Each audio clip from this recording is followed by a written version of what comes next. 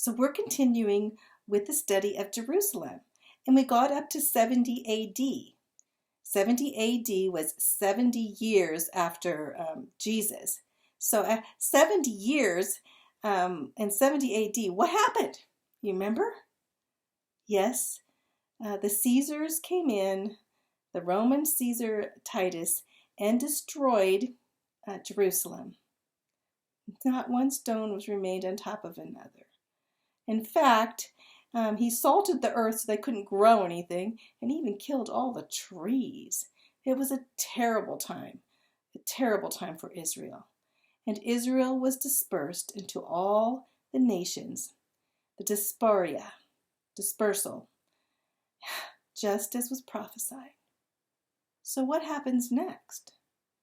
Time goes on and on for many years. But then God's timing, Jerusalem was prophesied and it would be there in the end times. So many people back then, they thought, how could this be? If you're a Bible scholar, no one would want to live in Jerusalem. In fact, some of the great men in 1865, we have our, 1867, I should say, there was a writer named Mark Twain. And Mark Twain, very famous writer, he wrote Tom Sawyer and Huckleberry Finn and all those books that maybe you read some of those. He went to Israel and to Jerusalem and he wrote about it. And he said it was the most dismal place on earth. And everything he wrote, he said no one would want to live in Israel, let alone Jerusalem. It's terrible. Nobody lives here. And as he traveled through, all he saw was nomads wandering around in tents. You see, Jerusalem was desolate. And that was in the 1800s. So what happened? Well, through history, we hear about Jerusalem one time in history, famous history, during the Crusades. And the Knights would like to have taken over Jerusalem. And as they went into Jerusalem, of course, the Arabs were there, and they actually felt that Jerusalem was theirs. And so when the Knights came in, they had an ongoing turmoil or wars with them. And it comes to find out what happens is the Ottoman Turks, which were Muslim, took over the Crusades and sent the Knights back. Well, we'll go on. When we get into that medieval history, we'll talk more about that. Because that's just a little excerpt about during this time of Israel and Jerusalem. Otherwise, nobody wanted to live there. But what was happening in the meantime? There was a movement called the Zionist movement. Remember, Zion means Jerusalem. The Zionist movement, though, was basically those Jews that were wanting to go back to their homeland and go back to Jerusalem. And so the Zionist movement started. Where did it start? Well, what was happening is that in these countries in Europe, there was great persecution happening towards Jews. And there was an army officer in France that was persecuted and falsely accused and sentenced to death because he was a Jew. His last name was Dreyfus, so they call it the Dreyfus Affair. And that happened in 1894. Then, in 1896, a Jewish Austrian by the name of Theodor Herz. Can you say that? Theodor Herz. He was the first really Zionist. And he wrote much on, and he looked at this Dreyfus Affair and thought, you know what? Jews are being persecuted. It's called anti-Semitic. They were anti-Semitic people were coming after them. Anti-Semitic means anti-Israel, anti-Jewish. And so he felt that the only way that the Jewish people would be free again is if they went back to their homeland in Israel, where Jerusalem was. So it became a big movement, especially with the Russians, because in Russia they had what was called the pogroms. and they were the persecuting many and many thousands of Jewish people were killed by the Russians. And so the Russian Jews saw Herzl and went and met with him, and they were trying to find out how they could somehow get their land in Israel back. So time went on. As time went on, in 1926, so we're talking about 40 or 50 years, 40 years at least later, and there was a declaration called the Balfour Declaration. We're learning a lot, aren't we? Well, the Balfour Declaration actually came about in 1917. The Balfour Declaration was in 1926, but it all happened about the time of 1917, when Britain had decided that they had actually got confiscated Israel, and that they would give the land back where the Jews could go back, to their homeland. Well, how could this happen? It's like a miracle. Well, in 1917, what was happening in the world was a war. It was called World War I. And the British Prime Minister and the head of the so-called British government at that time, and there was a guy named Lord George and another man named Arthur Balfour. Guess what? A secret about them? They were both evangelical Christians. They were born-again believers. And they were pro-Israel because they had read their Bibles and knew the history of Israel. So they were pro-Zionist, which means they were pro-Zionist means that they supported the Zionist movement. Well, on top of this, the war was happening, and there was a Jewish man by the name of Chaim Weizmann.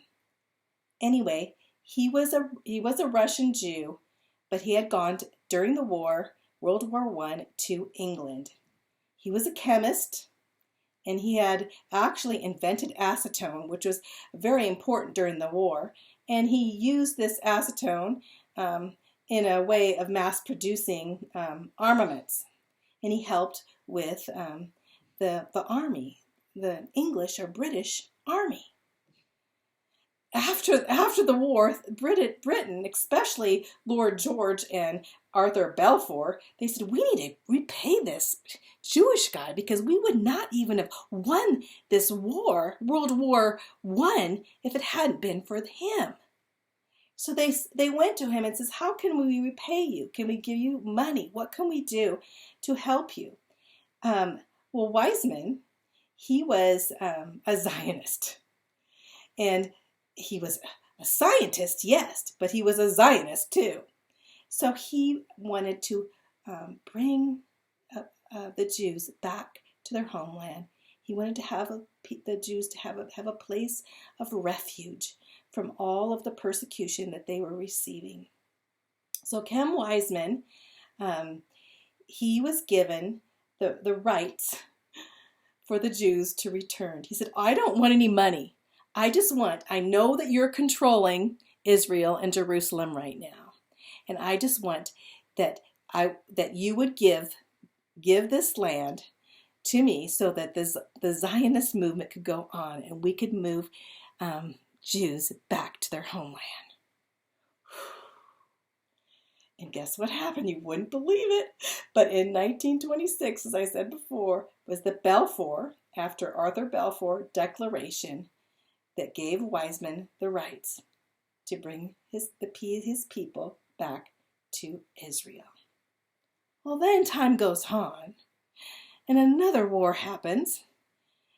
We know World War II happens, and we're talking about 1940s, and we know there was a bad guy, a huge dictator of Germany, and his name was Adolf Hitler.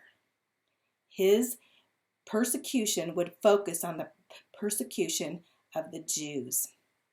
And he would take everything away from them, put them in concentration camps, and have 6 million Jews were killed. in the midst of all this, the Holocaust. Terrible, terrible time. Well, after the war was won and Hitler was gone, in fact, he ended up killing himself, and they had all these Jews. Well, no country really wanted to take these Zionist Jews, and so they were kind of refugees. But so they needed a place to go. But Israel was not considered a nation yet. So, amazing thing happened, and this year is very important for you to remember this year. It's 1948. What happened in 1948? The United Nations voted to make Israel a nation. And won by one vote. And the President of the United States was President Truman. President Roosevelt had died, and President Truman was the vice president, and he took over. And at the last very moment, when everybody says, you better not vote, do not vote to make Israel a nation. It will not work, and the Arab countries will attack, and all these things would happen. But Truman, despite what everyone said, voted. He voted for Israel. The last vote that made Israel a nation. Wow. 1948, Israel becomes a nation. What happens in the next few days after Israel declares its independence as an independent nation? The Muslim Arab nations surrounding them, all around Israel, huge, 4 different huge countries. We're talking about Egypt, Syria, Jordan, Lebanon, all these surrounding countries. One day, on the day after, they all set out to attack Israel. Israel is just a baby nation. It doesn't even have armaments and everything. Well, miracles happen, and we could talk about that. But Israel wins the war in 1948 against, odds, total odds against them. Everyone thought, no way. But Israel, God actually shows up and does miracles for them. Then later on in 1967, another year to remember, 1967, Israel takes over Jerusalem. You see, the Arabs still control Jerusalem. And so Jerusalem was not made as its capital, but in 1967, the Arab nations attack Israel. And as they attack Israel on Yom Kippur, that was their holy day, they said, we'll attack them on a holy day because we know they're not going to be ready for us to attack. And so they attacked. The Muslim nations, the Arab nations attacked Israel. Israel again wins the war and takes over Jerusalem in 1967. Wow. Now Jerusalem, it's divided into 4 quarters. The Jewish quarter, the Armenians, the Arab quarter, the Catholic quarter. It's still the Temple Mount, because we know the Muslims came in, they built a mosque, and that's another story on the Temple Mount. So there's all these things happening, even down now to just this last year, where President Trump, considered a hero in Israel, moves the United States Embassy and recognizes Jerusalem as the capital. Lots of things going on. And now we know. Why is this all going on?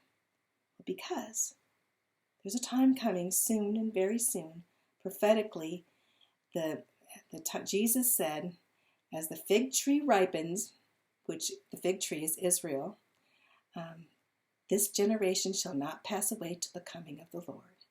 Means 1948. Those people that were born in 1948 will not pass away till the coming of the Lord. How amazing is that? Jesus is coming back and going to set his feet on the Mount of Olives. He's going to come into the east gate, and he's going to declare that time is no more. Basically, that Jesus the Messiah is going to come back. Of course, the Battle of Armageddon, a lot of other things. You can study prophecy, but this is why Jerusalem's considered a cup of trembling.